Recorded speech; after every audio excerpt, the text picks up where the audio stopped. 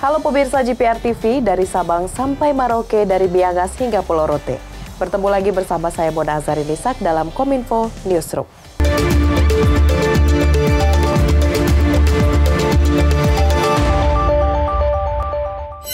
Menkominfo Republik Indonesia mengimbau industri hiburan melakukan percepatan migrasi ke teknologi digital.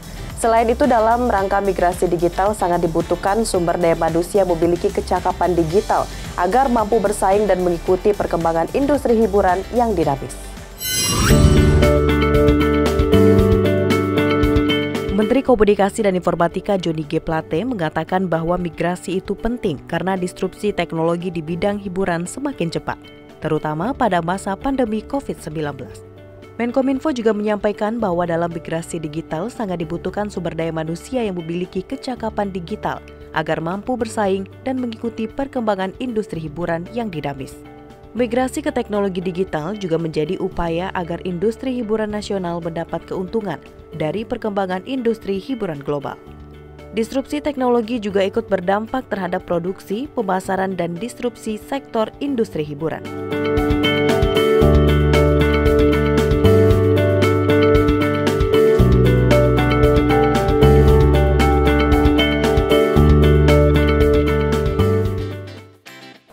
Informasi lainnya pemirsa, pemerintah mengeluarkan Inpres nomor 1 tahun 2022 tentang optimalisasi program Jaminan Kesehatan Nasional atau JKN.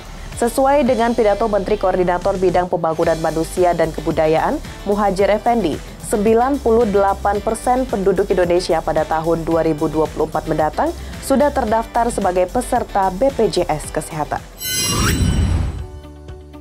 Dalam rangka memberikan kepastian akses layanan kesehatan bagi seluruh masyarakat, pemerintah mengeluarkan Inpres nomor 1 tahun 2022 tentang optimalisasi program Jaminan Kesehatan Nasional atau JKN.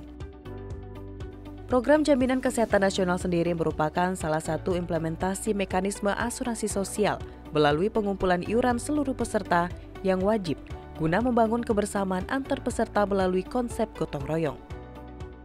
Menteri Koordinator Bidang Pembangunan Manusia dan Kebudayaan Muhadjir Effendi mengatakan, penerbitan Inpres tersebut bertujuan untuk mengejar target cakupan kesehatan semesta hingga 98% dari keseluruhan penduduk di tahun 2024. Dalam artian 98% penduduk Indonesia pada tahun 2024 mendatang sudah terdaftar sebagai peserta BPJS Kesehatan. Untuk itu pihaknya meminta diperlukan sinergi antar kementerian atau lembaga terkait di tataran pemerintah pusat serta dukungan dari pemerintah provinsi serta kabupaten kota. Sekali lagi, DJSN ini, Jaminan Sosial Kesehatan ini tidak akan jalan dengan baik kalau hanya mengandalkan BPJS Kesehatan tanpa ada dukungan dari pihak terkait khususnya pemerintah provinsi, pemerintah kabupaten kota, karena yang punya penduduk itu adalah provinsi, kabupaten kota. Karena itu peran pemerintah provinsi kabupaten kota ini menjadi sangat-sangat vital dalam upaya kita untuk mencapai target tadi 98% kepesertaan di dalam BPJS Kesehatan ini.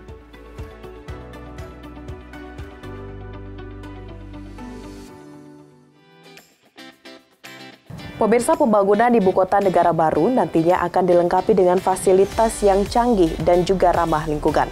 Dengan konsep kota yang cerdas dan di dalam hutan, smart dan juga green menjadi tolak ukur utama dalam pembangunan ibu kota negara baru Nusantara.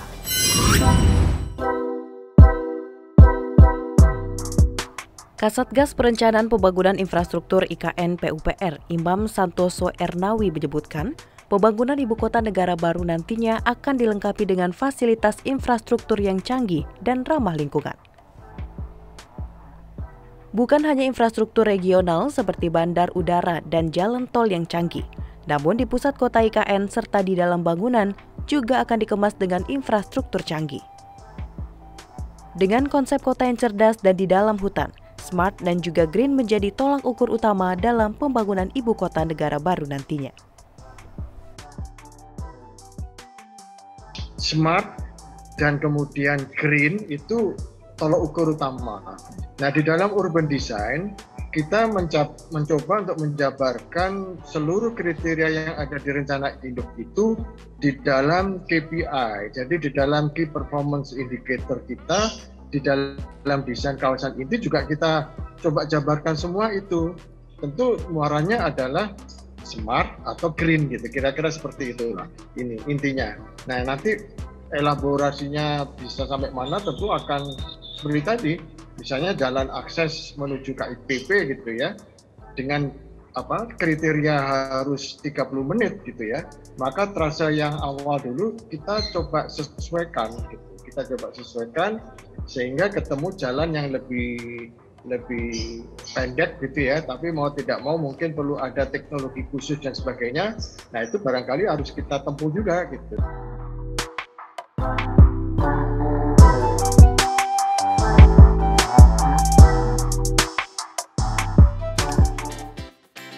Pemirsa, menutup informasi terakhir, pemerintah akan menyediakan berbagai fasilitas pendukung bagi ASN yang masuk dalam gelombang pertama perpindahan ke IKN.